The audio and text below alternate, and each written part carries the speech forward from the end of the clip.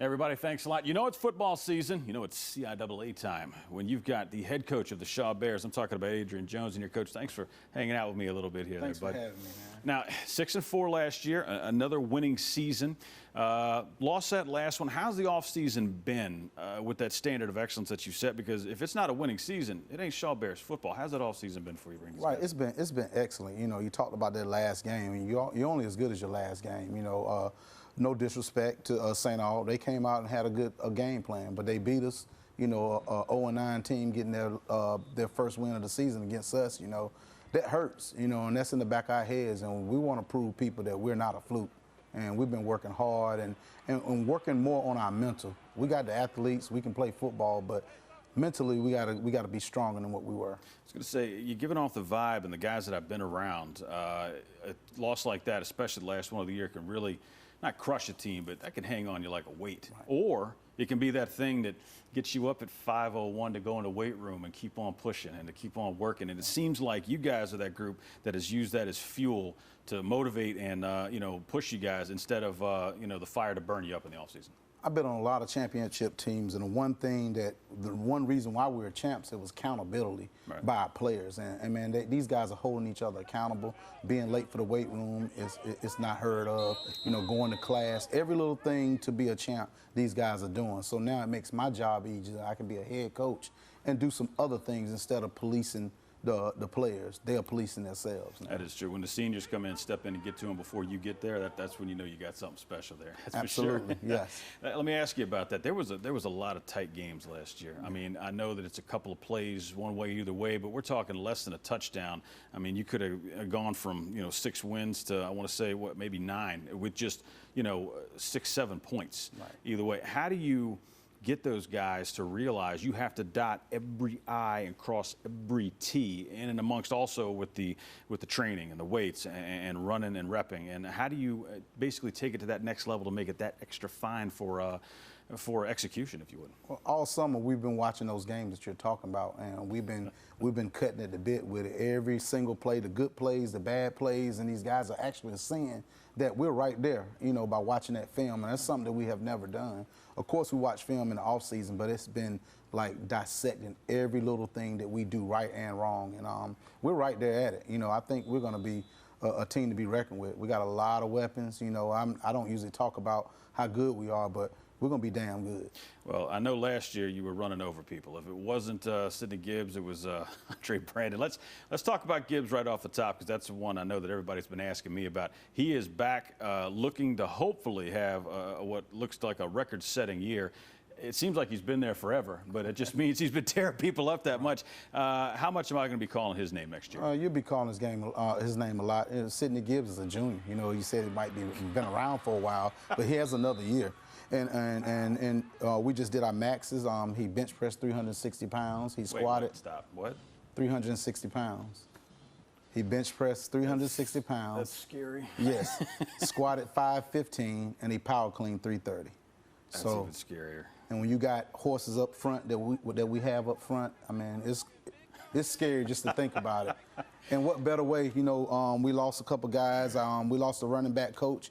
And I was running back coach at North Carolina Central. I decided to take that job myself, and it's been fun being able to coach those guys and just get back into being a coach and not a head coach. Gotcha. I was going to say a little more hands-on, kind of making you realize what you got into and all. Absolutely. Now you've got another guy back there too, Andre Brandon, and this is the guy that we look back on for tape. And every time we saw him, he was always scoring. What was that complaint about Chris Carter? All he scores is touchdowns. Every time we saw him, he was always jumping in the end zone. No slouch either. He had what, 10? Yes, 10. And Andre is a big force. Andre would be a starter at any school in the CIAA. We're lucky to have him. We got that 1-2 punch. We call him fire and ice. Sidney's gonna punish you. He's gonna make you miss some, but Andre gets in there and make you miss in a telephone booth. So we got two different kind of football players back there running that rock. Always nice to have a little something different to throw at people, that's for sure. Absolutely. And breaking in somebody new for, what, offensive coordinator this year? Yes, absolutely. Taurian Hester will be our offensive coordinator. Right. He's the wide receiver coach when Coach Manigo was the offensive coordinator. But what's ironic, a lot of games when we're up in the lead, he let Coach Hester run the offense. And also in the spring, Coach Hester called a lot of those touchdown plays in our spring ball game. How much more creative do you think that this young guy was going to be with you guys? We're going to be very creative. You know, like I said, I'm back over there on offense, so I want to do a little bit more eye candy, you know, make people have to think of what we're doing. You know, we got 3 dynamic quarterbacks. You got Christian Peters, who's a dual threat. You got Patrick Blake, who's a freshman that didn't play. He's a dual threat. And then you got Taurian Campbell, who actually started some too, who's a veteran. He's a pocket passer. But we got some things that we can work on, just make people have to guess at what we're doing. Kind of led right into my next question there, under center. You got options, and sometimes that's awesome. Right. Sometimes that's a problem because you got options, Right. and they're kind of dealing with it in Spartanburg down there right now between 2 guys, but we'll talk about that some other time. It doesn't seem like this is the problem option for you all here. Well, it's not a problem. I mean, we're going to let those guys battle it out, you know, and we're going to dissect it, and the guy that has the best stats at the end of the day is going to be the one that starts. But I can say that, you know, Christian Peters has grown up a lot. You know, he's not the same guy that he was as a freshman, you know, running around, doing his own thing, those type of stuff. But he's been a leader now. You know, Taurian Campbell, you know, also has been a leader, and I think Christian has watched him and learned how to be that general. Let's flip things over here, talk about the defensive side of the football. There was one guy I used to love to watch, almost bait people into throwing his way back there in the secondary. Kevin was awesome. I mean, sure, it was really fun to cover him. Obviously gone. Who are the names I'm going to be calling in that secondary this year? Because you know they're going to test you. Oh yeah, definitely. Arkeithio Carson, who was on the All-Rookie team. You had Jaden Clark, who started a lot for us as a freshman in front of some seniors. You got Jaleel Stroggins, who's back. You know, Jaleel tore his Achilles. He's back. You know, and I think those guys are going to be good. We did a lot of work in the transfer portal. I think right now we counted as far as secondary, we got 18 secondary guys back there. So there's going to be a battle. And everybody's 6 foot or better. You know, I'm not big on height, but for some reason we got 6 foot, 6'2", 6'3" corners. Hey, somebody that we're going to hear the name called that might not know about from preseason, but will definitely make their presence known. There's a couple guys. Zaire Barnes, our defensive end. He played a little bit last year. He's probably one of our best defensive ends. You got Christian Williams, who's a D tackle that didn't play much, but he's a transfer from a JUCO college. And you got Kareem Butler and Kayshawn Denham at the linebacker position. Kareem Butler was an all-rookie. And I think he's going to be a great addition to what Devin Hunt left. He played beside Devin Hunt, and I think he's identical to Devin Hunt. I never compare those guys, but he has a bright future at that linebacker position. I think we're in good shape. Let's talk about starting the season off. These are squads that, I mean, they're monsters on any given year, and it looks like this year they just reloaded. We want to come out and see who we are. We're not going to run from anybody. You know, we want to be prepared for the playoffs. We're thinking winning all our games and making a run. And if you play those type of teams, we want to be ranked by week 5. That's our vision. You're playing with guys like Wingate, Wayne State, and the Bowie States of the world. You know, that'll put you up there.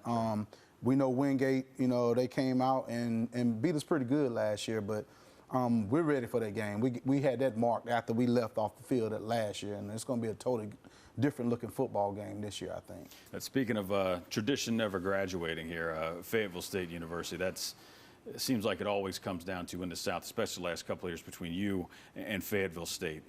And especially coming down to one play, talking about changing the complexion of a game.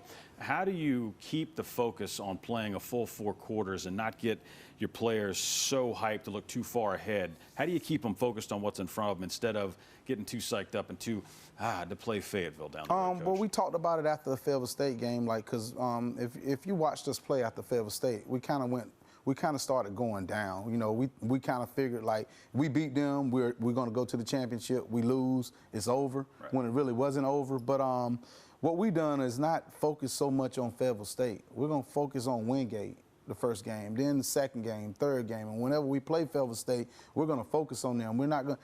At the beginning of the year, all we were talking about was Fayetteville State, because we knew that if we beat Fayetteville State, we had a good chance of going to the championship. Gotcha. And I think that hurt us. So now we're just going to focus on one game at a time. When Fayetteville State comes up, it's a little bit further back on our schedule this year. So it'll be exciting. It'll be exciting to go to Fayetteville and get our first win ever since I've been here against Fayetteville State. And speaking of big years, it's what, 20? This is the 20th year of you guys bringing the football program back. Absolutely. So, Definitely liking the anniversary here. I'm assuming big things.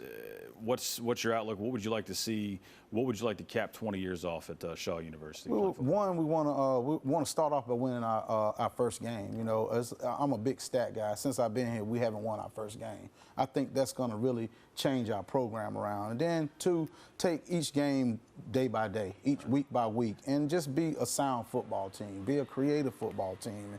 I always say if something good happen, keep playing. If something bad happen, keep playing. You just got to focus, and a confident coach breeds confident players. That's one thing about our football team. We don't lack any confidence. We are a confident bunch, and we think that we can play against any HBCU in this league. Been around you guys on the sideline. I can testify to that one. There's confidence there, for sure. I wanted to ask you what you've learned. We were talking briefly before we started this about your time at Shaw, and from the first day that you stepped on the field, looked around, and you realized that I'm in charge of all of this until now. What's been the best lesson, if you will? We'll start with that one, the best lesson that you The best lesson was when we first got here, you know, we had good football players. If I could go back and do it all over again, we would have stockpiled. We didn't stockpile like we should have. We thought that we had the answers. Right. Bring more football players. But now, like my 6th year, I've always had a good eye recruiting. I think we did an excellent job, probably by far the best recruiting class that we've had. And it's just being humble and just learning from your mistakes. And I've always been my worst critic, but just being able to take the wins and losses a little better. I hate losing, but I've learned a lot from losing. I was going to say, what's the hardest lesson? I think you just might have said it right there. That the hardest lesson that you just maybe didn't learn it the first time. Maybe if you're like me, didn't learn it the second time. Had to have it come through again. What's the one that you finally took a little while, but it was just tough to finally take? Well, just like I said, just losing. You know, I'm a record guy, and I look at my record. I think I'm 22 and 28. I've never been that. You know, and that's something that that I put on myself. You know, sure. I'm representing my family. You know, and I want to represent my family well. And it starts with me. But I think we got the product. I think we got the tools. I think we got the toys, and we're gonna make people have to earn a game.